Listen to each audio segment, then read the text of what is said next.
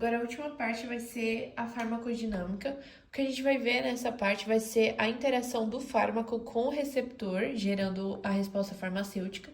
Então, a farmacodinâmica vai ser isso, o conceito da ligação do fármaco ao receptor. E todos os receptores podem estar ocupados para observar uma resposta máxima. Então, quando a gente quer observar uma resposta máxima, a gente olha a quantidade de receptores que estão ocupados pelo fármaco. Então, relação de dose e resposta. Isso de relação entre receptor e fármaco gera para a gente uma resposta. Então, a resposta de um fármaco vai ser proporcional à concentração de receptor ocupado pelo fármaco. Então, quando você tem uma resposta máxima, então quando você quer fornecer um medicamento que promova uma resposta máxima, você tem que observar quantos receptores, a quantidade de receptores que esse fármaco consegue se ligar, ou seja, qual a afinidade que o fármaco vai ter com o receptor. E aí você tem essa relação, que ela é completamente proporcional. Então, quanto mais receptores ocupados, maior a resposta do medicamento. Então, aqui, a relação de dose e resposta, ela descreve o conceito de potência e eficácia. A potência vai ser a concentração e que produz 50% de resposta máxima. Então, a potência do fármaco é a concentração que o fármaco consegue produzir 50% da sua resposta máxima. E a eficácia vai ser a quantidade, vai ser a resposta máxima produzida pelo fármaco. Então, por exemplo, quando a questão ela quer que você fale sobre a potência, ela vai te trazer dois medicamentos e o primeiro medicamento, por exemplo, ele atinge 50% da resposta máxima numa concentração de 20 miligramas.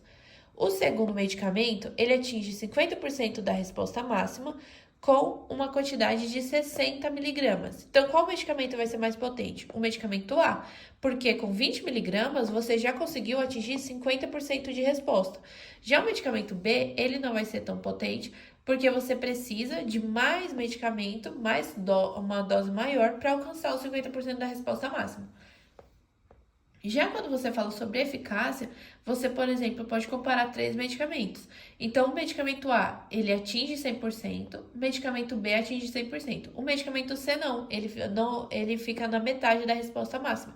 Então, o medicamento A e B são mais eficazes que o medicamento C, porque o C não gerou uma resposta máxima.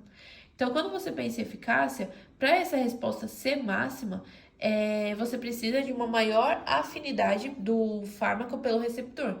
E com isso, você entende que qualquer quantidade adicional de fármaco não consegue gerar nenhuma resposta adicional, porque ele já atingiu a resposta máxima, o 100% de resposta. Aí a resposta quantal vai ser quando você estuda em uma população os efeitos do medicamento. Então, quando 50% você vai ter dose efetiva mediana, dose tóxica e dose letal. Isso a gente vai falar de novo quando a gente chegar na janela terapêutica, mas basicamente é quanto de medicamento você precisa para ter efeito terapêutico, quanto você precisa para gerar um efeito tóxico e quanto para gerar um efeito letal, então um efeito que gera a morte do indivíduo. As interações que um fármaco faz com o receptor vão ser dois tipos. A primeira é a agonista, então quando esse fármaco ele vai favorecer a conformação ativa do receptor, e o outro vai ser o antagonista, que vai ser quando esse fármaco impede a ativação do receptor pelo agonista. Então, o agonista é quando a molécula se liga ao receptor e estabiliza o receptor em uma determinada conformação. Então, quando o receptor está ligado com o agonista, ele tem a tendência de encontrar na sua conformação ativa. Então, o agonista, ele ativa o receptor. Já quando você fala do antagonista, ele inibe a ação de um agonista, mas o antagonista ele não vai existir, então não existe antagonista sem a presença de um agonista. Então toda vez que você pensar em um antagonista, você tem que saber que ele não existe, então esse antagonista não gera resposta se você não tiver um agonista com ele. Então o antagonista só existe na presença do agonista. O antagonista de receptor, ele se liga no sítio ativo, ou seja, no sítio de ligação do agonista, ou sítio alostérico, impede que o agonista ele se ligue ao receptor. E ele também é capaz de fazer uma mudança de conformação para evitar que o agonista se ligue. Então, agonista de receptor, você tem o que liga com o sítio ativo e o de ligação alostérica. Ambos podem ser reversíveis ou irreversíveis. Já o sem receptor vai ser antagonista químico e psicológico. Então, o antagonista você tem dois tipos. Tem um antagonista competitivo e um antagonista não competitivo. O que significa o competitivo? Então, o antagonista competitivo, ele vai competir com o agonista pelo sítio de ligação do próprio agonista. Então, o antagonista competitivo, ele gera uma competição com o agonista. Então, o que significa? Significa que se você tem o medicamento A, que é o agonista, e o medicamento AN, que é o antagonista, eles vão começar a competir pelo receptor. Então, eles dois competem pelo sítio de ligação do receptor. Como você pode fazer com que o agonista vença o antagonista? Se você aumentar a dose do agonista. Então, quando você aumenta a dose do agonista, ou seja, a concentração do agonista, você aumenta a eficácia desse agonista. Então, consegue ainda gerar resposta. Ou seja, antagonista competitivo faz ligação reversível. Porque se você aumentar a quantidade de agonista, você consegue reverter a situação. Já no não competitivo, vai ser aquele antagonista que se liga e não sai do sítio de ligação do agonista. Então, não deixa que o agonista venha e se ligue. Então, nesse caso, vai ser o antagonista não competitivo. O antagonista não competitivo, ele é do tipo irreversível. E você também vai ter o antagonista alostérico. Então, o antagonista alostérico, ele vai se ligar no sítio contrário ao sítio de ligação do agonista e vai fazer uma conformação no sítio de ligação do receptor que não deixa que o agonista se ligue. Ele pode ser de dois tipos, que vai ser o tipo positivo e do tipo negativo. Então, no positivo, o que acontece? O antagonista, ele se liga aqui. Então, aqui se ligou o antagonista e aí vem o antagonista se ligar. O que ele vai fazer? Ele vai aumentar a afinidade do agonista. Então, ele vai mudar a conformação para que o agonista ele tenha mais afinidade pelo sítio. Então, isso é o positivo. Então, ele vai aumentar a eficácia aqui. Já o negativo, quando você pensa no negativo, ele vai diminuir a afinidade do agonista pelo receptor. Então, ele vai se ligar aqui, o antagonista negativo, e vai diminuir a afinidade do agonista pelo receptor. Então, quando esse agonista vir se ligar, ele não vai conseguir. Então, pensando no agonista, por exemplo, o agonista é essa molécula. Quando ele for se ligar, ele não consegue fazer a ligação e gerar resposta. Então, esse é o antagonista alostérico negativo. Aqui. Eles não competem diretamente com o agonista pela ligação do receptor. Eles alteram a AKD para a ligação do agonista ou inibir a resposta do receptor à tal ligação. Então, concentração elevada do agonista não é capaz de reverter o efeito de um antagonista alostérico. Então, na maioria das vezes, quando você aumenta a quantidade do agonista, mesmo assim você não é capaz de reverter esse efeito do alostérico, principalmente no negativo, porque mesmo você aumentando a quantidade de agonista, você ainda não consegue mudar com que essa conformação que o antagonista gerou no sítio de ligação faça com que o agonista tenha ainda afinidade. Antagonista não competitivo liga de modo covalente com afinidade muito alta no sítio. Então, quanto mais concentração de agonista, você ainda não consegue ativar o receptor. Então, isso vai ser o antagonista não competitivo. Mesmo se você aumentar a quantidade de agonista, você ainda não consegue ativar o receptor, porque o antagonista se liga de modo covalente, com muita afinidade pelo sítio de ligação. Então, aqui você tem duas curvas, o efeito do antagonista. Então, o antagonista competitivo diminui a potência do agonista, sem afetar a eficácia dele. Então, o competitivo, ele vai competir com o agonista. Então, aqui, ó, somente o agonista, ele com menos concentração, atinge 50% da resposta. Já quando você junta ele com o antagonista, quando você junta os dois, o agonista, você vai precisar de uma dose maior para atingir 50% da resposta. Mas mesmo assim você alcança a eficácia máxima, só que você mexe na potência. Então você diminui a potência do agonista, porque agora você vai precisar aumentar a dose do agonista para conseguir vencer o antagonista.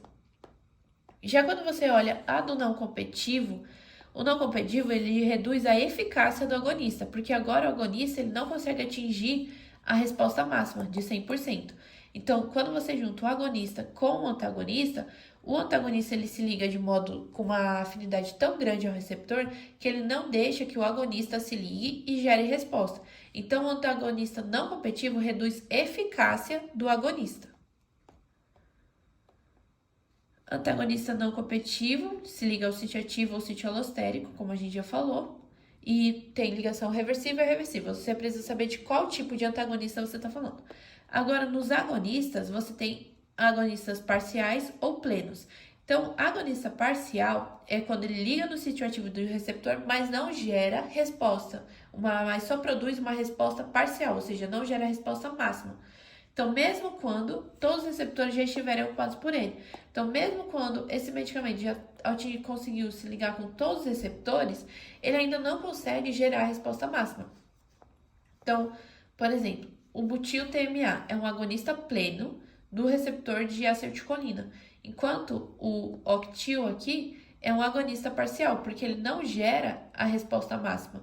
Então, ele fica só na faixa de 50%. Já o butil, que é o agonista do receptor muscarínico, ele atinge o 100%.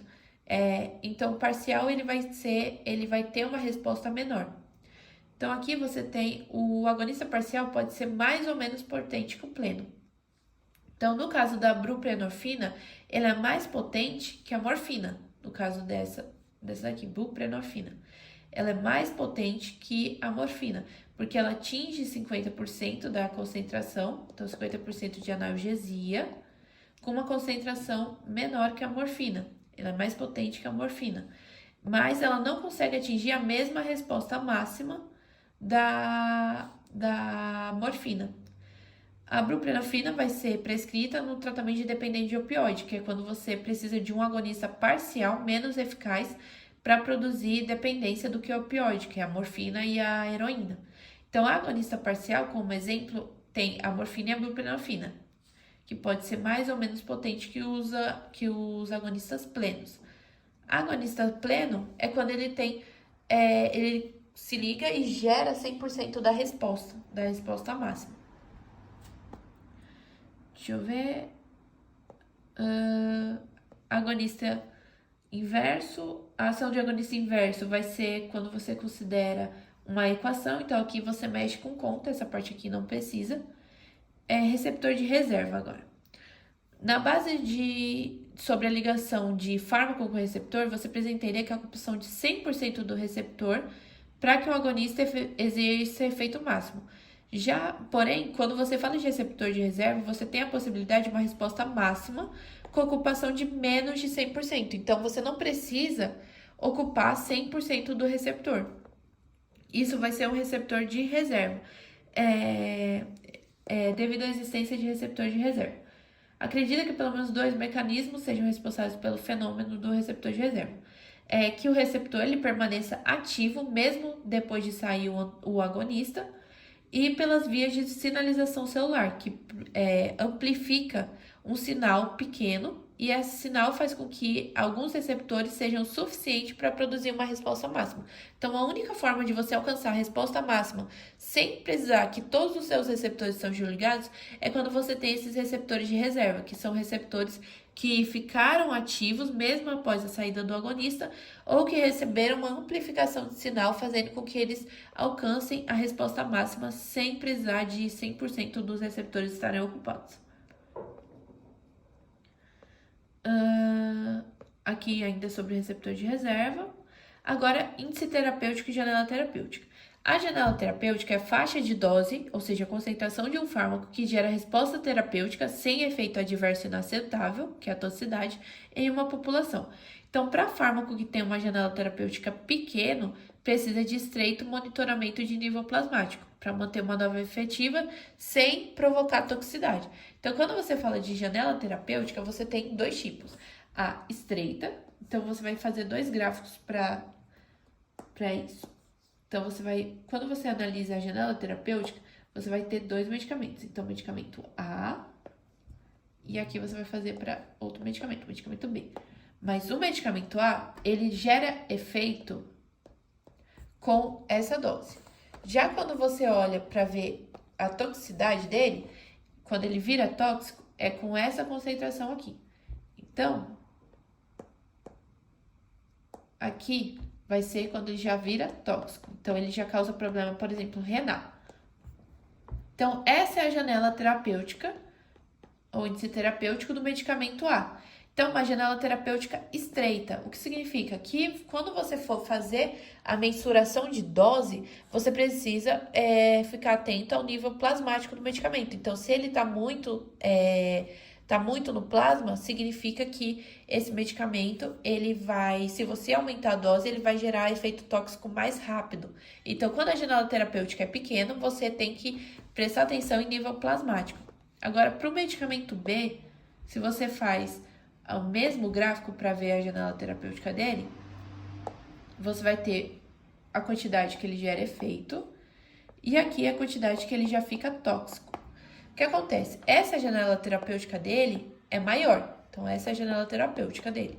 Então, quando a janela terapêutica ela é maior, significa que mesmo se você aumentar um pouco a mais ou um pouco a mais a quantidade de dose, então, por exemplo, 10 miligramas a mais, você não tem ainda efeito tóxico que é inaceitável. Já no que a janela terapêutica é menor, não, você não tem toda essa segurança. Então, o medicamento mais seguro aqui vai ser o medicamento B, porque a janela terapêutica dele é maior, o que faz com que ele não atinja nível de toxicidade tão mais rápido, com uma concentração um pouco maior do que o medicamento A. Então, isso vai ser o conceito de janela terapêutica. Aqui vai ser um resumo de ação de agonista e antagonista. Então, aqui você tem classe agonista, agonista pleno, ativa receptor com eficácia máxima. Agonista parcial, ativa receptor, mas não tem eficácia máxima. E o inverso, que é aquele que inativa o receptor que estava ativo. Antagonista competitivo, ele afeta a potência do agonista, sim, porque você precisa aumentar muito a concentração do agonista para gerar efeito. E sobre eficácia, ele não afeta a eficácia, porque você vai alcançar a eficácia máxima, mas com uma maior concentração de medicamento. Ele vai ligar reversivelmente ao sítio ativo do receptor e competir com o agonista. O não competitivo, ele não afeta a potência do medicamento, então ele não afeta a potência, mas ele afeta a eficácia, porque agora você não consegue atingir resposta máxima, porque o não competitivo se ligou de modo covalente ao sítio ativo do receptor, impedindo que o agonista se ligue. Então, ele liga de modo irreversível e impede que o agonista se ligue. Já o alostérico não competitivo, ele não afeta a potência, mas afeta também a eficácia. Então, ele se liga numa região e que muda a conformação do receptor. Mas ele liga de modo reversível ou irreversível. Então, aqui vai depender da situação. Então, isso vai ser a farmacodinâmica.